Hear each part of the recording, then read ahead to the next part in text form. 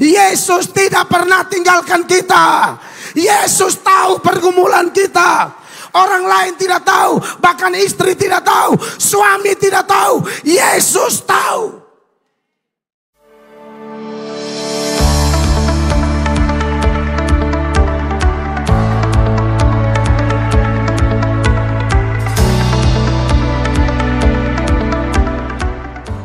Saudara, percaya atau tidak, tidak ada Tuhan lupa satu siapapun. Yang namanya orang percaya mulai dari manusia pertama yang bernama Adam sampai manusia terakhir tidak tahu siapa punya anak itu nanti. Asal dia orang percaya tidak luput dari pantauan Bapa di surga. Dengan informasi ini, kalau Bapak Ibu merasa sendiri, merasa bingung, merasa dicuekin, merasa ditinggalin, merasa dilukai, sampai Anda diikat oleh kebingungan yang begitu besar. Apakah masih ada yang peduli saya? Atau mungkin Anda pernah mencurigai Tuhan dan berkata, mungkin Tuhan pun telah meninggalkan Anda dan saya. Itu intimidasi setan. Tolak dalam nama Yesus. Yesus tidak pernah tinggalkan kita. Yesus tahu pergumulan kita. Orang lain tidak tahu, bahkan istri tidak tahu, suami tidak tahu. Yesus tahu. Amin. Raja Daud sebagai pemazmur, Raja Daud juga pernah merasa dia ada masalah. Raja Daud ini, dia orang hebat, orang besar. Semakin hebat seseorang, semakin besar seseorang, semakin hebat pula masalahnya. Semakin besar pula masalahnya, semakin hebat pula badai yang menerpa. Itu tidak bisa dihindari. Dan itu kadang-kadang buat kita bingung. Bahkan orang percaya yang level iman luar biasa, orang bilang level iman babatu, seperti Daud sekalipun bisa merasa tergoncang. Ini diungkapkan oleh Daud dalam Mazmur pasal 31 ayat 23. Raja Daud berkata begini, Bapak Ibu. Aku menyangka dalam kebingunganku, aku telah terbuang dari hadapan matamu. Tetapi sesungguhnya engkau mendengarkan suara permohonanku ketika aku berteriak kepadamu minta tolong. Saudara lihat, aku menyangka dalam kebingunganku. Ini Mazmur Daud juga. Aku menyangka dalam kebingunganku. Apalagi Daud punya masalah. Anak kudeta dia. Anak yang satu perkosa anak yang satu. Anak yang satu mau bunuh anak yang lain. Ngeri. Makanya saya bilang, semakin besar badai tambah besar. Bingung. Ini manusia biasa, normal. Walaupun mungkin Daud sering bilang, aku membangunkan fajar. Dalam satu hari 7 kali aku memuji Allah. Tapi tetap Daud manusia biasa. Bukan Superman rohani. Bukan manusia setengah dewa. Daud tetap manusia biasa. Sama seperti saya dan Bapak Ibu. Bisa bingung. Jadi jangan lihat pendeta semangat khotbah. Oh ini pendeta tidak bingung. Kata siapa? Bisa bingung. Tapi tiap kali lihat kembali ayat-ayat ini. Kita tahu Anda dan saya bingung. Allah tidak pernah bingung. Anda dan saya bingung. Allah tidak pernah bingung. Kemarin saudara saya datang dan kita cerita-cerita. Beliau bilang ke saya, di usia sekarang nih, karena kondisi fisik kadang-kadang otak kayak blank. Mau omong apa tuh sudah tidak seperti dulu. Kalau lagi sehat, waduh terprogram semua. Omong ini nyambung, setelah ini nyambung. Tapi sekarang mungkin faktor usia dan lain sebagainya. Tentu juga tak terhindarkan akumulasi masalah di dalam kehidupan ini. Bikin orang bisa blank, orang bisa bingung. Tapi itulah orang. Kita punya Tuhan yang hebat. Anda bingung, dia tidak bingung. Anda bosan, dia tidak bosan. Anda keliru, dia tidak keliru. Dia tahu cara menyelesaikan masalah kita. Amin. Bahkan di saat saya dan saudara saya bicara berkali-kali. Di saat Anda belum ngomong apa-apa. Khotbah berlangsung, pujian diangkat, air matamu jatuh. Tuhan tahu itu air mata bicara apa. Tuhan tahu. Dia mengerti bahasa. Tetesan air mata. Walau badai mengamuk dan gelombang menerjang.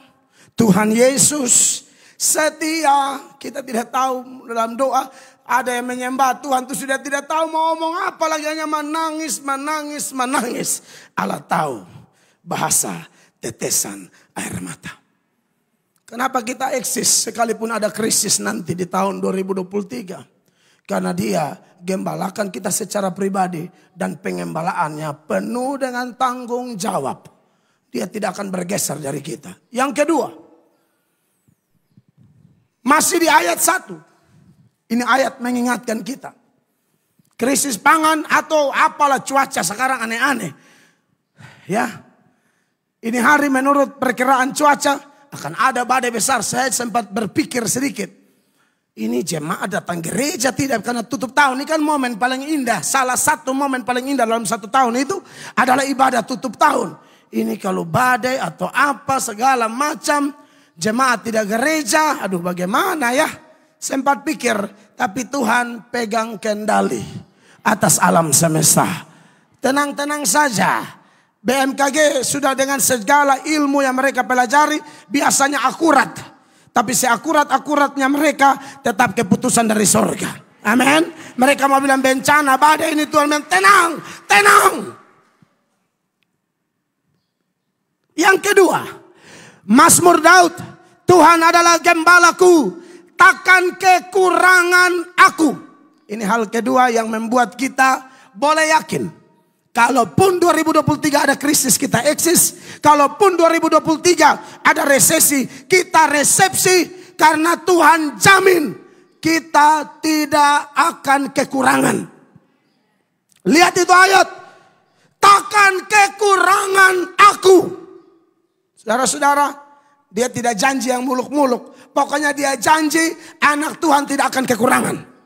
Singa muda bisa merana kelaparan. Singa muda. Tapi anak-anak Tuhan tidak akan merana kelaparan.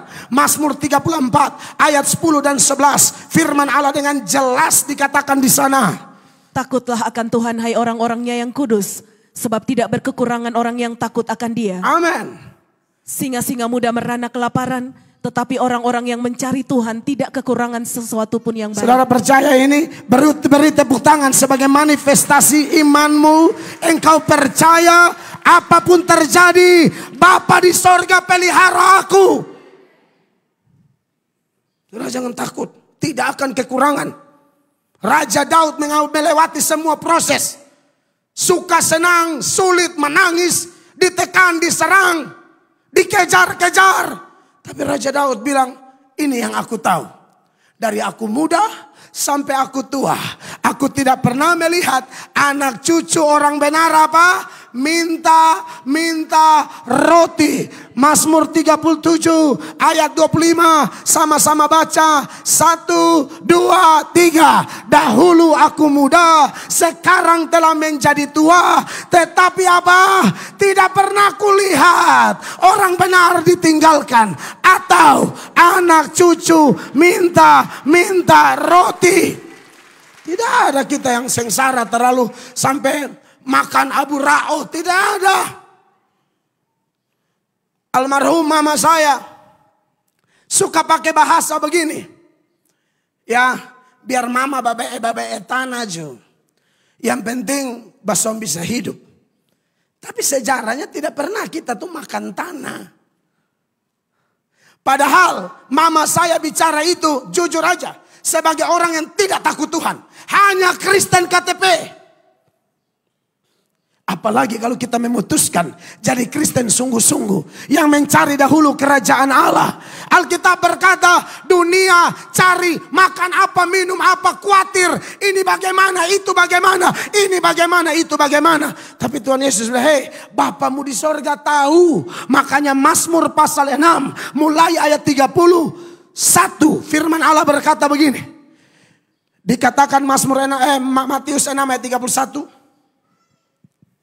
Sebab itu janganlah kamu khawatir dan berkata, apakah yang akan kami makan, apakah yang akan kami minum, apakah yang akan kami pakai. Ya jangan khawatir. Khawatir itu musuh iman Bapak Ibu. Khawatir musuh iman. Khawatir itu ya, para pakar bilang kalau secara iman sudah pasti musuh. Para pakar bilang banyak orang muka kelihatan tua, Kelihat karena terlalu khawatir. Masalah setiap hari itu ada. Tuhan bilang kesusahan satu hari cukup untuk satu hari. Itu di ayat 34. Dia bilang begini. Sebab itu janganlah kamu khawatir akan hari besok. Karena hari besok mempunyai kesusahannya sendiri.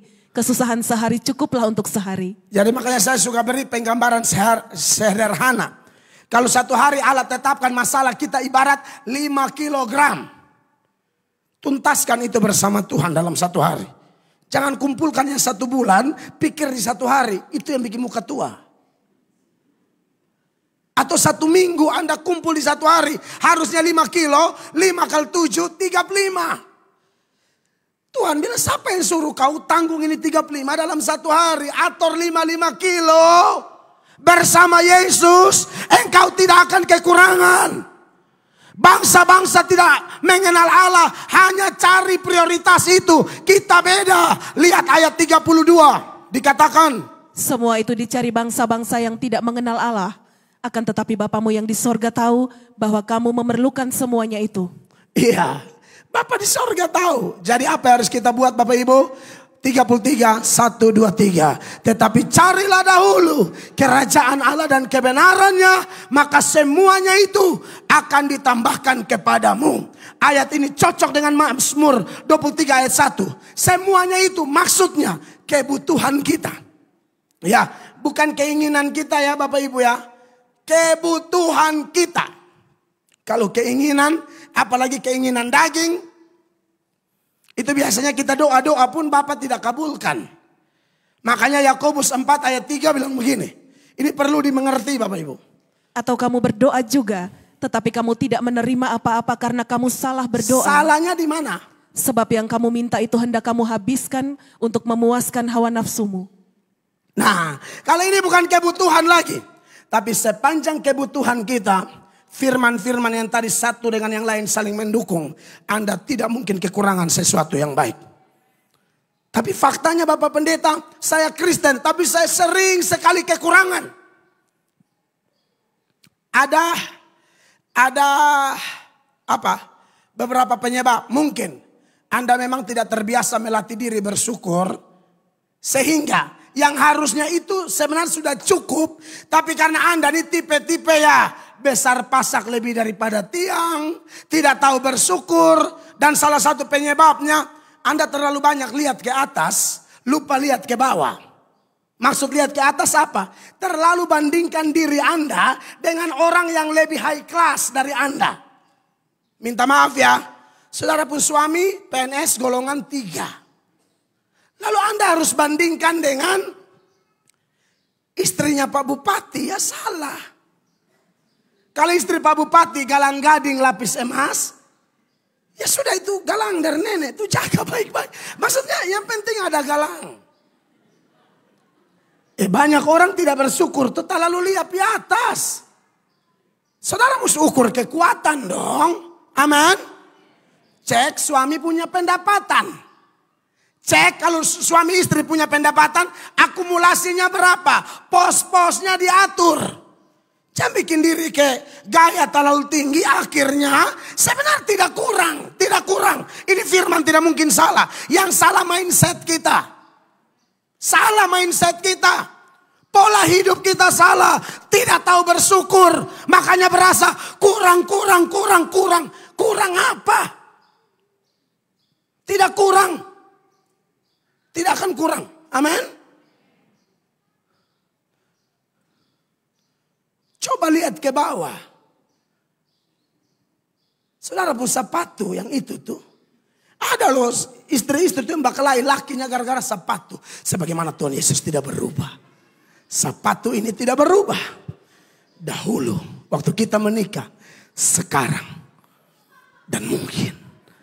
Sampai selama-lamanya. Ibu, kalau ada ibu begitu di sini, habis ini kita foto bersama. Ibu harus dengar. Ibu terlalu lihat ke atas kali. Ibu coba lihat ke bawah. Ada orang, jangankan sepatu, kaki pun dia tidak punya. Pernah nonton Nick Vujicic? Saya paling suka hamba Tuhan ini. Itu dilahirkan tidak ada kaki tangan. Dan itu motivator ternama dunia hari ini. Diundang ke berbagai belahan bumi. Andai kata Anda mau undang dia ke Indonesia atau ke Kupang, mungkin 5 tahun ke depan baru bisa dapat jadwalnya. Karena jadwalnya padat. Tapi Anda tahu, pada umur 9 tahun dia mau bunuh diri. Kenapa? Karena dia dengar cerita mama dan papanya bercerita. Dia dengar dari kamar. Isi ceritanya penolakan terhadap kehadirannya. Kenapa kita ada anak model begini? Anak tidak ada kaki tangan. Tanpa disadari percakapan papa dan mamanya itu didengar oleh Nick. Nick rasa terpukul, tertolak.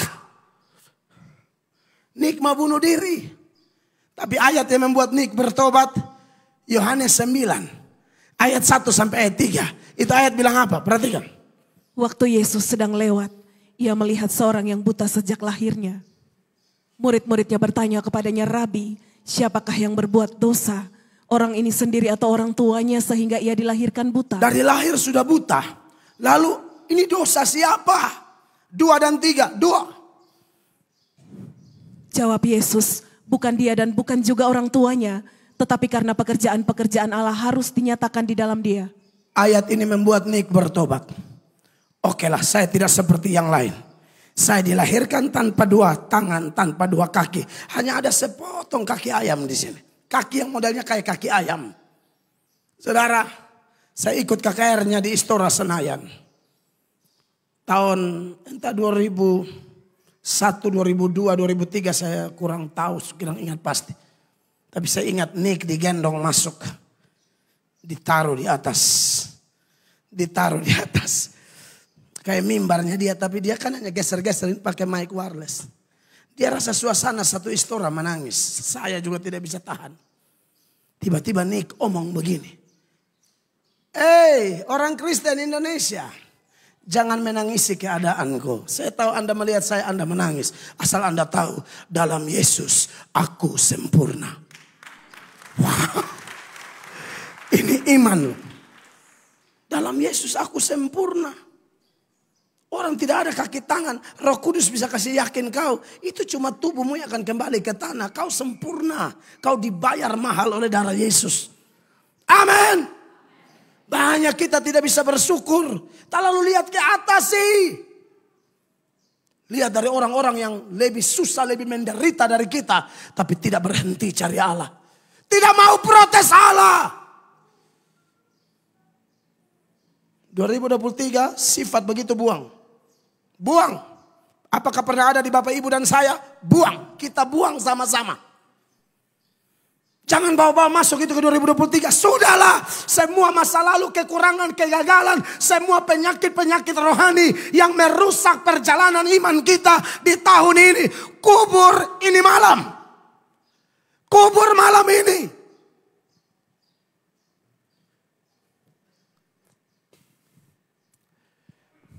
Belajar bersyukur. Jangan bersungut-sungut. Masalah sudah berat. Bersungut-sungut itu memperberat masalah. Masalah sudah berat. Tapi belajar ucap syukur. Kita rasa enteng. Kita rasa ringan sekali. Jangan masalah sudah berat. Salahkan istri, salahkan suami, salahkan mertua, salahkan menantu, salahkan jemaat, salahkan pendeta. Loh, kita akhirnya jadi satu tunjuk satu, satu tunjuk satu. Lebih baik kita satu hati, sama-sama belajar, sama-sama bertumbuh. Sehingga kita memiliki gaya hidup bersyukur dan tidak bersungut-sungut. Sebab Tuhan bilang apa untuk orang bersungut-sungut? Dalam 1 Korintus 10 mulai ayat 9 Tuhan bilang begini. Dan janganlah kita mencobai Tuhan seperti yang dilakukan oleh beberapa orang dari mereka sehingga mereka mati di pagut ular. Iya, ini tidak tahu bersyukur sih. Mana mereka protes, Musa mereka protes. Air mereka protes. Aduh, ini orang-orang susah. Makanya ini ditulis untuk kita. 10. Dan janganlah bersungut-sungut seperti yang dilakukan oleh beberapa orang dari mereka sehingga mereka dibinasakan oleh malaikat maut. 11 sama-sama 1, 2, 3. Semuanya ini telah menerima mereka sebagai apa? Contoh. Dan dituliskan untuk apa? Menjadi peringatan bagi siapa? Kita yang hidup pada waktu di mana zaman akhir telah tiba. Ya sekarang ini. Belajar bersyukur ya. Suami-suami yang suka lempar kesalahan kepada istri, stop sudah. Stop. Masalah kita ini pasti ada di depan. Jadi Tuhan pasti bantu kita. Tapi bukan berarti kita pasif yang tunggu saja. Semua turun dari sorga. Minimal kita belajar bersyukur. Jangan bersungut-sungut. Seperti itu. Percayalah, takkan kekurangan aku. Jadi yang pertama, menggembalakan aku secara pribadi. Yang kedua, takkan kekurangan. Itu kebutuhan jasmani ya. Jangan khawatir. Tapi juga Tuhan menjamin bukan hanya kebutuhan jasmani, tapi juga kebutuhan rohani. Dan kalau kita lihat di ayat selanjutnya, dia masih tekankan tentang kebutuhan jasmani. Ditandai dengan kalimat berikut di ayatnya yang kedua. Ia membaringkan aku di padang yang berumput hijau. Ia membimbing aku ke air yang tenang. Iya. Jadi ini ditegaskan di sini bahwa yang Tuhan penuhi memang kebutuhan. Ini kan penggambarannya gembala dan domba. Rumput hijau itu kebutuhan domba. Air tenang itu kebutuhan domba. Tidak ada tulis di sini rumput hijau lada hitam. Ngerti ya? Atau rumput hijau bumbu apalah, bumbu sos padang atau apa. Maksudnya begini. Saya beri penggambaran, Bapak Ibu pasti mampu mencernanya. Bahwa rumput hijau itu kebutuhan domba.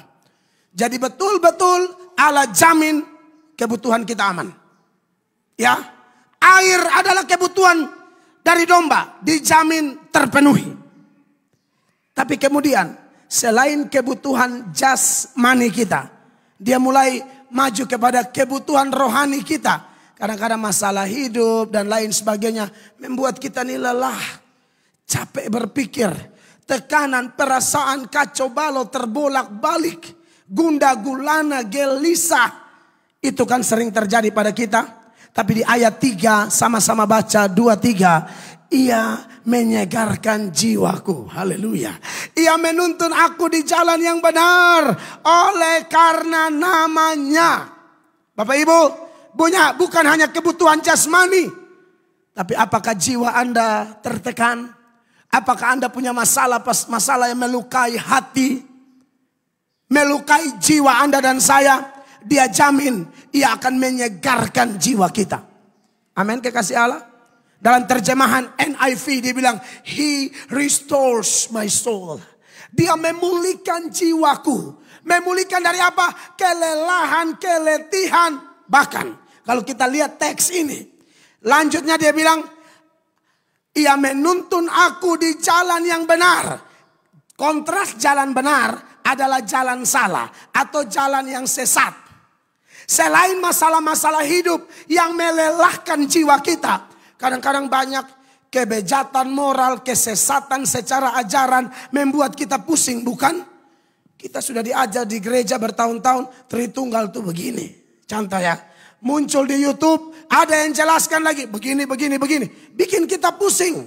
Ya, kita sudah dari tahun ke tahun percaya, Yesus itu Allah. Muncullah pengajar bilang, Yesus bukan Allah. Kadang-kadang kita mulai merasa bahwa tidak tenang karena banyaknya penyesat. Tapi tenang, dia bukan hanya memenuhi kebutuhan jasmani kita. Dia akan tuntun jiwa kita sehingga tidak ada kita yang tersesat. Bapak Ibu tidak tersesat. Bukan karena gembala Anda suka belajar dan suka khotbah doktrin. Bukan. Sebenarnya penyebab utama bukan itu. Penyebab utamanya adalah jaminan dari Sang Gembala Agung. Bahwa setiap anak-anak Tuhan yang digembalakan langsung oleh dia, sekalipun ajaran sesat mau muncul, mereka bilang Yesus bukan Tuhan lah, Allah Tritunggal sesat lah, Kristen agama aneh lah. Tapi tidak akan menggoncangkan iman kita. Tidak akan membuat kita keluar dari jalan yang benar. Anda dan saya akan tetap ada di jalan yang benar. Bukan berarti pendeta tidak belajar dan tidak ajar sungguh-sungguh. Kami belajar, kami ajar sungguh-sungguh. Anda juga dengar sungguh-sungguh. Tapi nanti kalau kita ada di jalan benar, Anda ingat, karena gembalamu memang jaga saudara dengan ketat. Dan dia tidak akan membiarkan Anda terhilang. Jadi saya tidak khawatir sih. Mau ajaran sesat model kayak apa? Tidak takut. Asal ingat ya, saya sungguh-sungguh mengajar, Bapak Ibu sungguh-sungguh belajar. Karena kita adanya janji-janji ini tidak membunuh free will kita. Kehendak bebas kita untuk belajar, bukan sama sekali. Karena begini, saya tambahkan ya. Khotbah ini saya khotbah tidak bisa habis sekarang Bapak Ibu. Jam 7 kita harus berhenti soalnya. Jam 7 itu ibadah kedua sudah banyak di bawah. Jam 7 saya berhenti. Besok perjamuan baru saya lanjut. Amin Bapak Ibu. Tenang saja, besok perjamuan lanjut ya. Jadi datang perjamuan besok. Jadi ini malam langsung keliling kota main patasan, pegang patasan terbang sama-sama. Saudara, gereja di sini. Ada yang pegang patasan, belum bawa sampai itu. Tapi supaya malas sama itu. Besok perjamuan kudus. Ini belum ada dalam sejarah. Amazing Grace saya jadi gembala. Kita perjamuan tanggal 1, belum. Tapi karena tanggal 1 hari Minggu, maka kita perjamuan besok. Ibadah cuma 2 kali, jam 10 pagi. Karena malam ini bagaimanapun kita sama keluarga. Tidak, saya rubah, jam 10 pagi, jangan 9. 10 supaya lebih aman. Bisa tidur sampai setengah 9. Itu gembala mana coba seperti itu? Suruh jemaat tidur sampai setengah 9. Sana ada di Kupang, the one and only. Mel Atok, haleluya. Tapi sekalipun kita akan lanjut besok, bukan berarti sudah selesai. Saya mau tambah sedikit. Kita masuk ayat 4 dulu, ayat 4. Sekalipun aku berjalan dalam lembah kekelaman, aku tidak takut bahaya, sebab engkau besertaku. Gadamu dan tongkatmu itulah yang menghibur aku. Saudara, aduh. Ini Mazmurnya, makanya saya bilang, kalau orang hanya kutip ayat 1, 2, 3, itu pasti penganut teologi kemakmuran. Ayat 4 dia tidak mau bahas. Saudara, Anda lihat ayat 1, 2, 3. Enak. Gembalaku tidak kekurangan, jiwa terluka dia pulihkan, he restores my soul. Ya kan? Tapi ya saudara lihat ayat 4, ada lembah kekelaman. Terjemahan lama bilang lembah bayang-bayang maut. Itu gambaran dalam alam berpikir orang Yahudi. Keadaan yang sangat tidak enak. Itu lembah bayang maut. Sangat gelap, pekat dan mengerikan. Bahkan jujur menakutkan. Ya. Sudah lembah kekelaman lagi. Ayat 5 bilang begini. Perhatikan. Engkau menyediakan hidangan bagiku di hadapan lawanku. Engkau mengurapi kepalaku dengan minyak. Pialaku penuh melimpah. Ada satu kata di ayat 5. Engkau menyediakan hidangan bagiku di hadapan siapa? 1, 2, 3 enak.